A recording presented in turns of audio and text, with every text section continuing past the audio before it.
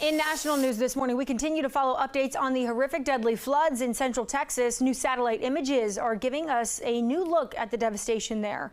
Here you can see the before and the after. Can really get the impact there from the Guadalupe River as it went up 27 feet in just 45 minutes, overtaking several communities there. Officials say 120 people have been killed, including dozens of children.